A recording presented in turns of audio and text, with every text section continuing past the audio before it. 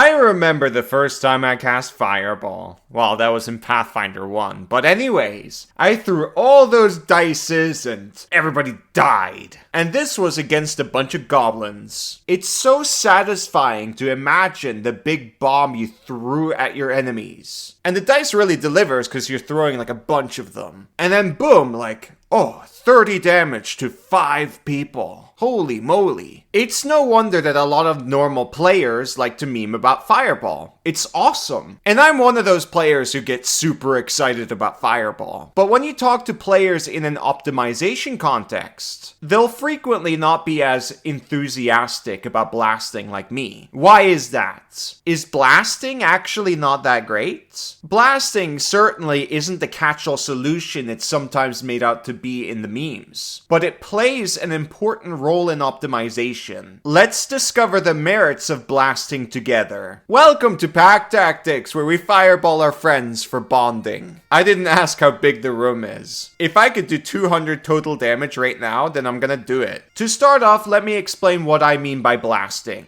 Blasting is using area of effect spells or features to do damage to multiple enemies at once. Some people use the term differently, but I'm sticking to just area of effect for this video. So when talking about optimization in D&D, there are a couple of things you'll hear people say about blasting. 1. Blasting spells / features are worse than other spells / features. 2. Blasting does not scale very well. And 3. Blasting is not efficient if you're fighting only a few enemies.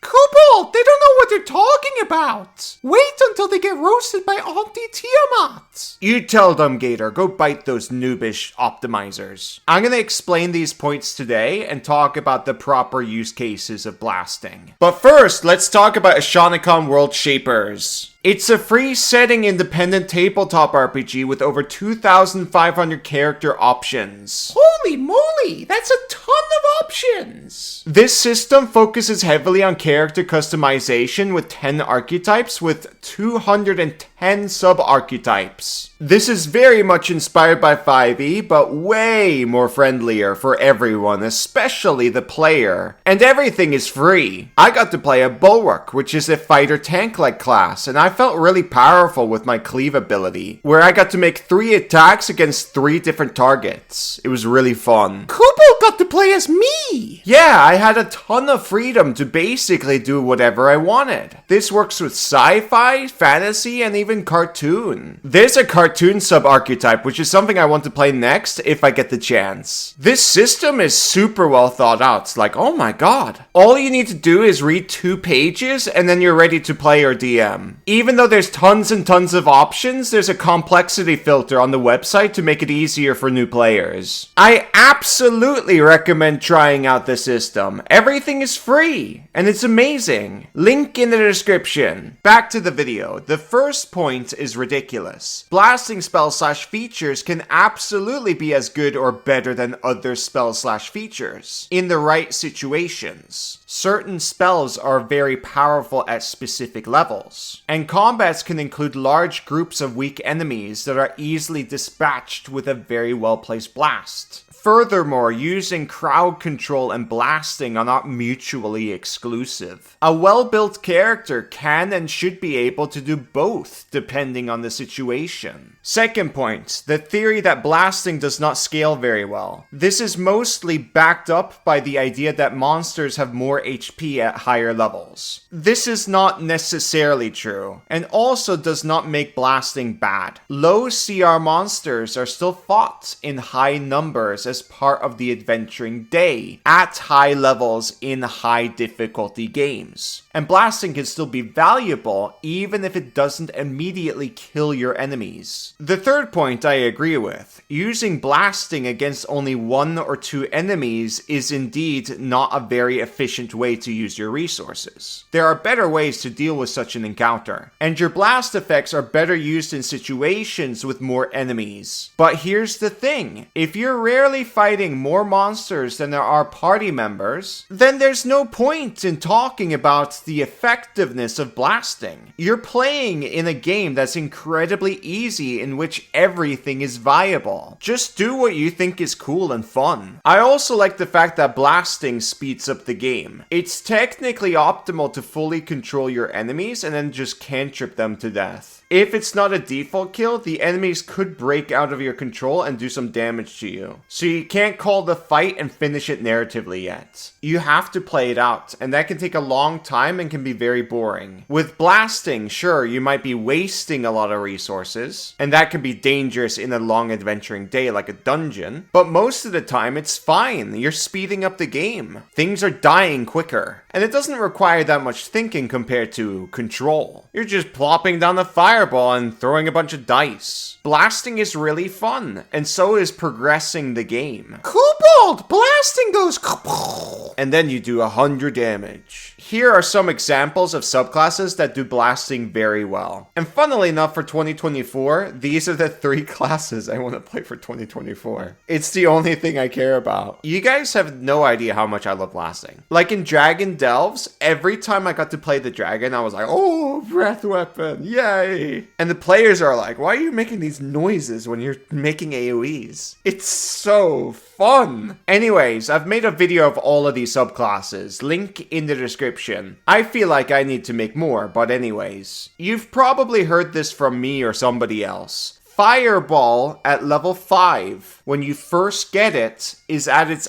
absolute best. I'm not joking when I say it's god level good. It will usually just like wipe out more than half the encounter, and then you're immediately in the cleanup phase. But the spell falls off when you get to higher levels. Monsters of a higher CR don't die from just one fireball, and therefore people will argue that it's not that good at higher levels. But the thing is, and I know I mentioned this before, you don't just fight high CR monsters at higher levels. Throughout the adventuring day, you're going to be fighting low CR monsters during many encounters. For example, you're not just fighting CR 13 beholders all day at level 13. You're going to be fighting their minions. I don't think beholders even like to work with each other, but I know for sure that you're going to be dealing with their minions. That can be gazers, nothics, gibbering mouthers, and tons of other creatures. There might be this random green hag covenant in the dungeon, and they might not have anything to do with the beholder. They're just hanging out in the ruins. Dungeons are a vibrant ecosystem in Dungeons and Dragons. I really wish people would mention that more, but anyways. Clearly, dealing area of effect damage is still valuable, even if it doesn't immediately outright kill any enemies. If you fireball 5 enemies, that's about 100 points of damage total. And even though single target damage and focus fire are generally more effective, dealing 100 damage spread over multiple enemies is still incredibly good. You can also set up kills for your party members this way. When your allies gets their turn, they might be able to finish the enemies off with another blast, or a bunch of single target damage. It's true that you only have one action every turn, and you can spend each spell slot only once. As I've often made clear, being efficient with resources is the hallmark of good optimization. Once your turn comes up, you've got a choice to make. Will you blast, or will you do something else? Blasting is often touted as generally subpar compared to control spells. The truth is that both blasting and control have their use cases. Blasting can absolutely be more effective than control. Guys, death is the best control in the game! Absolutely. If you can eliminate multiple enemies with one well-placed blast, then that's most of the time the optimal move to make. In case where it might be difficult to take out enemies, a control spell might be better. A good example is against giants. Giants normally get wrecked by like hypnotic pattern. The point is you use the correct tool for the job. And sometimes blasting is the correct tool. You don't need to choose either control or blasting when you're building your character. Powerful characters can do both when they need to by picking the correct spells. An evoker wizard who focuses on blasting is just as good as an illusionist wizard at casting hypnotic pattern, which is an illusion control spell. There are even spells that do both damage and provide control at the same time. Like for example, Rhymes Binding Ice and Hypnotic Static. Those are really good spells. I guess you can also put Spirit Guardians and Dark Star and a bunch of other spells into this category. Blasting is an essential part of a spellcaster's ability to AoE Nova. When a fight is especially tough and you need to put some extra effort to be able to survive, optimizers will deliberately go Nova in some sort of way. They're spending more resources in short time to be able to overcome the challenge. Powerful concentration spells are often the first line of defense in more difficult combats. Blast spells on subsequent turns complement them nicely. Control spells keep the enemies clumped and unable to move. And the blast spells takes them out without interfering with your concentration. An example of that is what I'm doing with Land Druid. I'm putting down Spike Growth and then I'm fireballing them. Or you can set up web and then fireball it! Gator, we've talked about this like years ago. But anyways, now you know why blasting is so appealing in optimization. Work together with your party and blow those weak monsters to smithereens. End of video. Don't forget to check out Ishanicon World Shapers. It's completely free and easier to learn than 5e. Thank you for watching. Bye bye!